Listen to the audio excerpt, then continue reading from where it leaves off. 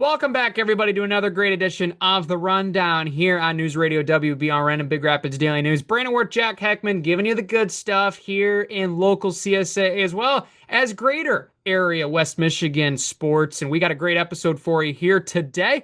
We're talking baseball one more time before the fall. We had a great interview with Max Hammond, a former Reed City High School alum that is now pitching not only for Central Michigan, but the Traverse City Pittsburghers. So we're talking the Northwoods League, breakdown of where we're headed here as they are approaching the playoff season, as well as a local impact as well with the interview with Max Hammond. Should be a great show, Jack. Looking forward to giving the people what they're looking for. Yeah, most definitely. Intriguing things to talk about the Northwoods League and exciting to talk about how great this Pittsburghers team has been.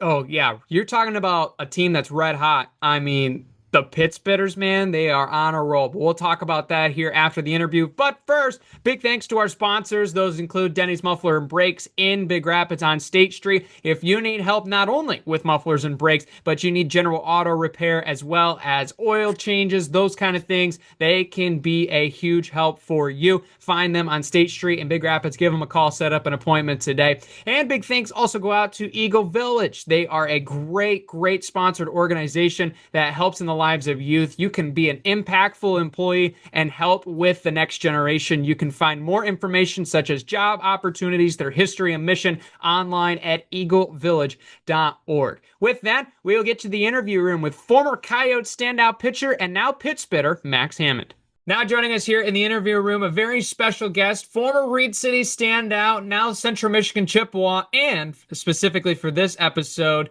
Traverse City Pittsburgher pitcher Max Hammond joining us. Max, thank you so much for jumping on, man. Yeah, no problem. Thank you for having me. Absolutely. I know right now you guys are in the thick of the last stretch of the regular season right now in the Pittsburgher season, and very exciting stuff. You guys have already clinched the first half with the postseason. Very exciting. Just talk about how the season overall as a team has gone as your first year in Traverse City. It's absolutely great. Everyone on the team loves each other. We all get along great. A few of my CMU teammates are here, so I already had some team chemistry before I got up here. It was huge for us to clinch the first half, so we already clinched the first half.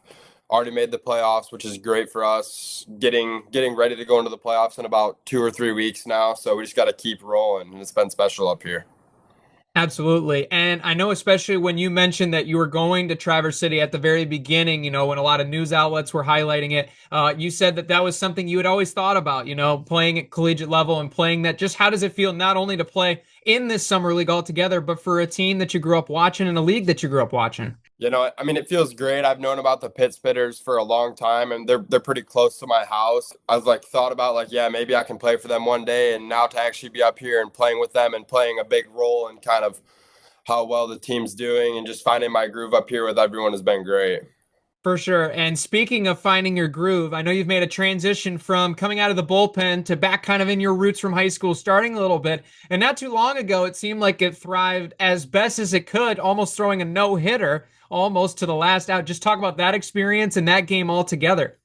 Yeah, so I came out of the pen in the first half of the season. I was doing pretty well, and then the second half, I kind of came into my groove of where I feel most comfortable in starting. So I'm 3-0 as a starter right now, which is going great for me. And for that one outing, it was pretty special to go in there and be my third start since high school and go out there and have a no-hitter going into the very last inning. And I have 2 outs in the last inning and have that no-hitter going and almost setting the record for strikeouts in the game as a Pittsburgher of all time and being just the second guy all time in Pittsburgher history to throw a shutout, which is pretty special to me. Being up here just for my first year. So, it's been pretty incredible. Absolutely incredible. And I got to ask, are you still holding a grudge against that one Rivet player for that base hit, or have you already left that alone? I've left it alone. I'm just glad I got to finish the game after that. So, giving up the hit, still bouncing back and striking out the last kid to finish the game and getting to finish the game was just really big for me because I haven't done that in a long time. So it was just pretty special. Absolutely. And we mentioned a little bit earlier on, you talked about being at Central and how a lot of your players, right, your teammates are playing with you as a Pittsburgher, which is really cool. Just talk about, the journey that you had so far in your career as a Chippewa, coming out of the bullpen a little bit and, finding the roots of college baseball and how to improve in it. My senior year, I kind of got hurt a little bit. I got banged up at the start, and then I came into CMU hurt. I didn't throw it all in the fall. So then I finally rehabbed, got back, and I threw just 3 or 4 live outings and found a way to get myself in the bullpen rotation. So for the whole entire year at CMU, I had lots of ups and downs in the bullpen. But I mean, I just gotta keep building off that and go back in there next fall and do my best to make my way into the rotation because I'm confident in my abilities. I know my coaches are confident in me over there, so I know everything's gonna come down to what I'm able to do and what I'm able to bring upon the team, and that'll decide whether what happens for my outcome at the school next fall. Mentioning the rehab, talk about especially for maybe the people that didn't know what you went through. I mean, a monumental accomplishment to get back and throwing. Just talk about what you went through in that process, the injury and being able to get back to now where you're throwing 6, 7 innings and outing. So I had a forearm strain and a UCL strain. So my the big limit, all pitchers know Tommy John. So I'm glad that wasn't as bad as we thought it was at first, and I got back into rehabbing. I was on a lifting 4 days a week. I had a 57-day throwing program that included 9 bullpens that I had to rehab and go through. So I mean, just kind of going through that. I mean, mentally it can be draining. You got to go in there and just know you're all doing it to come out better in the end, and it's gonna profit you and your teammates. So you just got to be ready for that and know that stick it out no matter what, because in the end it's gonna go well if you just stick to it. For sure. And taking a little step back, rewinding a little bit, taking through that process of deciding to be a Chippewa. Obviously, a lot of people that maybe are in your position, right? There's not a lot, but obviously those in the position that you were in at one point, looking at a lot of different things, whether it's academics, whether it's athletic standard, whether it's the way of living, all those things. What really was going through your mindset when you ended up deciding Central Michigan? I was pretty young when I decided. I committed quite early. My sophomore summer, which is earlier than some people. But I went to the camp. I performed well. Coach was like, "We're gonna have you out on a visit." They were talking about academics. They hold their athletes to a very high standard, academically, physically too. Like athletically, you're held to a high standard. You're required to show up.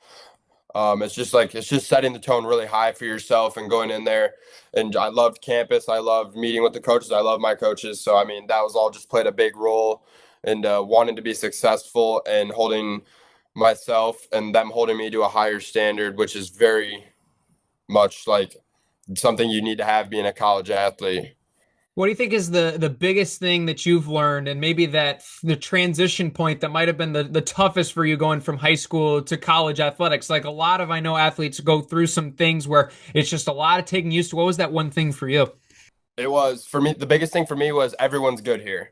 You're not gonna just come in and be the guy. You're not just gonna come in and dominate everyone, which is kind of a little different from what I had going on in high school to coming into college. Like I'm giving up home runs. Kids are hitting balls hard off me. Like it's just gonna happen. You just got to deal with it and come back and learn that everyone's good, and you're gonna have to battle every single day, and you're gonna have to come out with your best stuff every single day because everyone's coming out. Everyone's job is at risk. I mean, if you have a few bad outings, you might not find yourself in the lineup or in the rotation for a few weeks until you earn that stuff back. So, I mean, nothing's given you. You got to earn everything, and everyone's the same level of skill. And some guys, you're not going to be the best player out there every time. There's going to be hitters that are getting drafted. Like I faced a few guys this year that got drafted in our league. So, I mean, it's just going from facing high schoolers to realizing that you're not playing kids going to the MLB it's pretty eye-opening. Absolutely, indeed. You never know who you're going to end up facing down the line. And I know you've had a lot of community support along the way, especially Reed City alumni. I know I saw a picture online. A lot of your fans came out and watched you throw. Just talk about what that means to you and having that Coyote fan base still behind you here with the Pittsburghers. I mean, that's huge. That's huge for me. I know that they don't have to come up here and do any of that stuff. They're willing to come up here and support me and watch me do what I love. And I'm glad they all got to come and see. I'm glad they all came and supported me because that's really big for me. When I hear them cheering for me in the stands, I'm just like, I've been growing up with those people my whole life. They've been watching me. So it's just really good to see. It makes me feel really good that knowing that they're there supporting me. Absolutely. Well, Max, I got one more question for you. We appreciate you jumping on the rundown with us here. What's the biggest goal and biggest things that you're working to improve on here, not only here at the end of the Pittsburghers season, obviously your collegiate career moving forward? What are those things that you're looking forward to improving as well as hopes of accomplishing? Every kid's goal is to go into go into the season and find their way into the weekend rotation and be a very vital part in your team's success. So that's my number one goal is to come into CMU next year, do everything I can to get myself into that weekend rotation and hopefully be reliable for my team and my teammates. And then I'd say from a pitching standpoint, throwing first pitch strikes is absolutely huge because people from the outside that don't understand they don't realize how hard it is to get a collegiate batter out. Like you have to go in there and you gotta throw first pitch strikes and staying up in the zone is very helpful for you mentally, and it just takes a big load off your shoulders knowing that if you throw one and it's not a strike, like and knowing that you're even in the count or you're still up in the count, like it's just really good mentally to know that and feels good. For sure. Well, Max, thank you so much for joining us, and good luck with the Pit Spitters here as you guys make a postseason run. Thank you. I appreciate it. Thank you for having me. Big thanks to Max for joining us here on the show. Glad to have some local insight on the big stage in the Northwoods League, and we appreciate him taking the time out of his busy schedule ahead of the postseason. I mean, we're talking playoffs here, Jack, as we get into the Northwoods League talk. Many people don't even know about this league, which is a shame because it is great. Think of it as minor league baseball, but instead of with semi-pro players, it's with college players, right? It's a very exciting league. There's a lot of good baseball, and it's really fun to watch. And right now, the most local team that we have, Traverse City, I mean, they're pretty much just crushing it right now, leading the league. Obviously, have already clinched a postseason berth thanks to winning the first half of the season, as we mentioned in the interview. So very exciting stuff, and they're on pace right now to win the second half as well, which is a very exciting thing. It just goes to show you how dominant they've been in this league this year. Yeah, most definitely. And you know what's crazy? When looking at stats today, I found they've only hit 13 home runs, which is the second least in the entire league. And they're a team that's got some of the most wins in the entire league. They've struck out the second least amount in the entire league as well. And there's a team that's got 183 stolen bases. That's only third in the league, and that's second behind the team in first place, the Dock Spiders.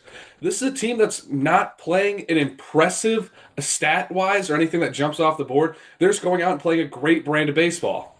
They absolutely are. And that's really what wins a lot of these games, especially at this high level. You have the athletes, you have the abilities all across the diamond in the Bates pads. I know Max was talking about that, the biggest adjustment from high school to college. But it's really an exciting brand of baseball to watch in this league, which, speaking of which, we'll break down the standings for you here as follows. But you're right. I mean, right now, Jack, Traverse City is the best team in this league, and not only because of just their great play, it's been consistent play, and especially they have had the momentum on their side. Winners of over 11 straight at one point here in the second half of the season right now. 20 wins, 7 losses right now, leading the Great Lakes East. Kalamazoo Growlers behind, and then the Royal Oak Leprechauns in third in that respective division. You look at the Great Lakes West, you have right now the Wausau Woodchucks, which, by the way, you got to check out this league just for the mascots. I mean, we got some elite level mascots here. The Madison Mallards behind them, Greenbrae Rockers, who I believe the Pittsburghers could be slated to play later on, just based on you have both the Great Lakes division tops of each division right now. It's Traverse City on one side,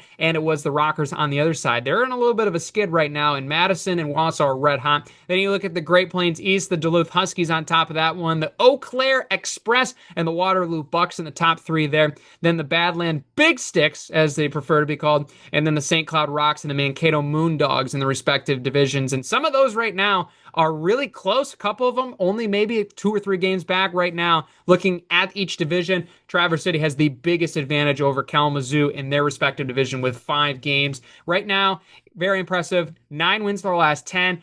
Just had their snap streak of double-digit wins. Just to string those together has been impressive. But, I mean, it's been done with the pitching, too. Top 5 team in team ERA this year. You mentioned the RBIs have been driven in, not necessarily from the long ball, but from just fundamental good baseball, speed on the Bates pads, and great defensive play as well. That's been a highlight for this team. Yeah, most definitely. And talking back into the standings, 20-7. There's not a whole lot of teams in any level of baseball that play at that sort of level with a 740 win percentage. And it's like you said, they've been doing it all season long with 21-13 with a 618 win percentage. They ended the first half on a 6-game winning streak, 8-2 in the first half. In their last 10 in the first half. And then, like you said, the 9-1. These are a team that's playing with momentum and building on game after game after game. And that's something that you really need going forward into the playoffs. 100%. And we'll talk a little bit about the pit spitter players individually that have stood out so far. But basically, what you need to know right now, the pit spitters are playoff bound, right? Regardless of what happens over the next 8 to 10 games to finish out the regular season. And that's a very exciting thing right now. The second half will be a big determiner for who finishes second potentially or wins the second half to get into the playoffs. Playoffs will start the week after the regular season ends, which will be right around mid-August. And so a lot of those subdivisional champions will have a determined seeding, and then they will play a best of three series to move on, so on and so forth, to be crowned the kings of the Northwoods League. But before we get into the pit spitter specifically, Jack, I know you mentioned especially this has been a league not only that has produced a lot of great college players, this has been a league that has produced professional, big time league talented players as well. And there's a lot of names that people you might not be this in depth. You can pull random players out of your hat at any time. These are big known players that anybody might hear if they've ever watched Major League Baseball and they hear, oh, hey, I know that guy. There's been a lot of those that have played in the Northwoods League, more than people know. Yeah, most definitely. And just one of the biggest names to play it, Max Scherzer, one of the greatest pitchers we've seen in the last 10 to 15 years. There's been some World Series guys who've played on this. Brandon Crawford, the Giants, Ben Zobrist, World Series MVP with the Cubs in 2016, Chris Sale in 2018. And then we got Curtis Granderson, who played for the Tigers, Pete Alonso, home run derby champion. That's a guy who played in this. And a couple guys, Marcus Simeon, Matt Strahm with the Phillies, Jacob Wilson, and none other than the Tigers, Zach McKinstry, have all played in this league. And there's been guys who've been drafted recently. Charlie Condon out of Georgia, third overall pick last year. JJ Weatherholt, seventh overall pick out of West Virginia. This is a highly talented league that is really flying under the radar for a lot of people. And they're not just winning, they're winning awards too in the MLB. Matt Chapman, one of the best fielders at third base we've seen over the last 10 years. Harrison Bader won a couple gold gloves with the Cardinals. Jose Trevino won a gold glove with the Yankees a couple years ago. Dalton Varsho won a gold glove with the Blue Jays. Nico Horner, gold glove in 2023. There's a lot of talent in this league, and there's a lot of talent in the past, and there's a lot of talent in the present, and hopefully there's going to be a lot of talent in the future. For sure, this league is continuing to prosper, and it's very exciting to see. And we'll highlight especially the top team and the most local team right now in that league, and the Traverse City Pit Spitters, right? Formerly known, for some people are thinking, what the heck is the Pit Spitters? You might have heard of the Beach Bums. That was the former name of the club until it was rebranded over within the Northwoods League into what is now known as the Pit Spitters. So a lot of key players have made this big run possible in the top of the table run that they're on right now. And I think especially, right, I mean, Max Hammond, a guy that we just talked to here on the interview, has been a big part of that out of the pen. And then especially a starting pitcher here over the last couple games, almost throwing a no-hitter, which is very impressive. One of his former teammates now is heading to Troy, Aaron Piasecki. I don't know if I said his name right. I hope he is. Hopefully Aaron's listening. And maybe if he's not, maybe I can get some grace from him. I mean, he's been hitting the cover off the base. He's been one of the dominant hitters, not only within this team, but the entire Northwoods League. All-star selection for hitting .387 with 22 RBIs, 10 stolen bases as of early in July. He's only added to that in the second half so far, and he's had multiple games where he's had 2, 3, 4 hit outings with multiple RBIs. He has been an RBI and offensive machine for this team right now. Cade Collin, outfielder out of Wofford College as well, has been a notable name as well. Position player of the night, I believe, not too many nights ago on Monday, as you're hearing this live, Monday as in July 28th. Definitely a guy that's got the offensive bat. He's a very good overall power hitter, but also plays a really good glove in the field. He's been a good guy. And Trevor Lannon as well, one of the other guys on the mound with Max, has been really good. He threw a 7-inning complete game not too long ago, striking out 8 against Rockford. I feel bad for the Rockford Rivets because they really just got the buzzsaw shoved right in their face against this Pit Spitters team that just absolutely gave them heck over the last couple of weeks. So, but overall, those are some notable players. There's a lot more to mention, but those 4 have definitely been a big key for how this team has been able to excel so far. Yeah, 100%. And Max, we got the interview. He's ninth in the Northwood League with 43 strikeouts. Piasecki going to Troy, like you said, a 4.15 average. That's number 1 in the entire Northwoods League. This is a team that's got talent, and they're using it amazingly. They're using it well. This is a team that's come together, built that momentum, and started winning games.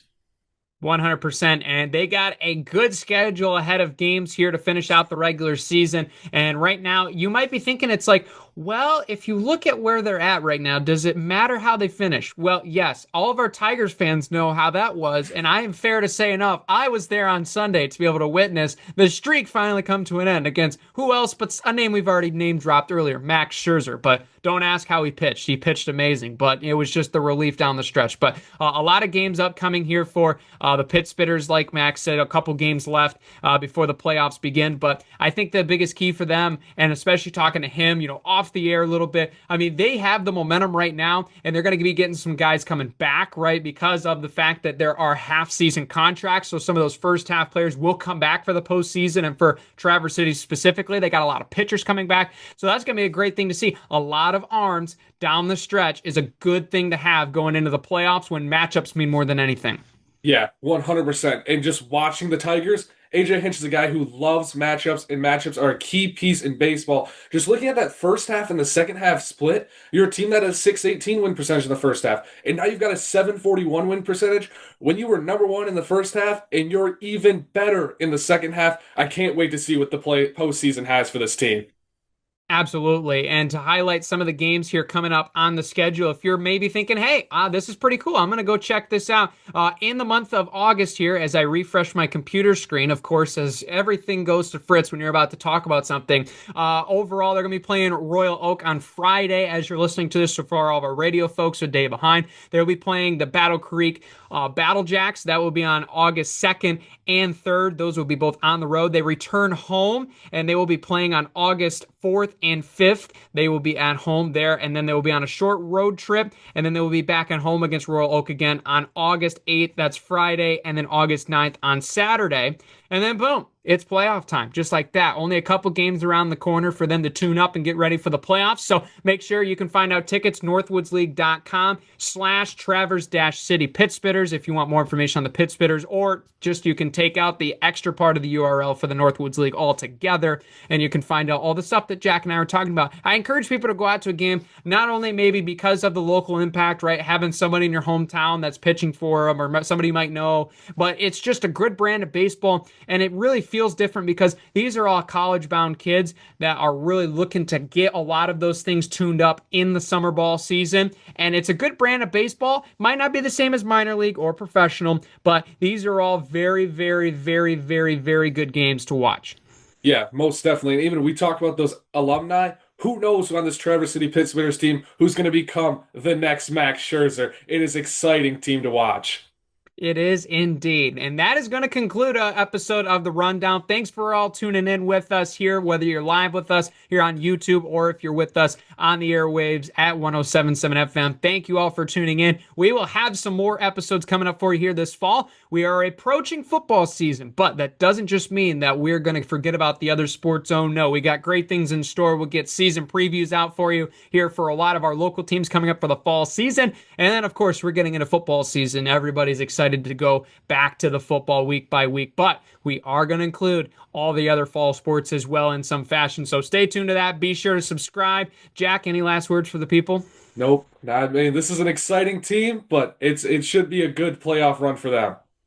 Yes, go Pit Spitters, buy your gear. It is cooler than you might think as far as the logo goes. I don't know if anybody's seen it, but it's pretty sweet. So buy a t-shirt, go support the team. And maybe they're Northwoods League champions this year. We can only cross our fingers, knock on wood, and hope to see. But thank you all for tuning in. Be sure to subscribe, and we will see you later on this edition of The Rundown.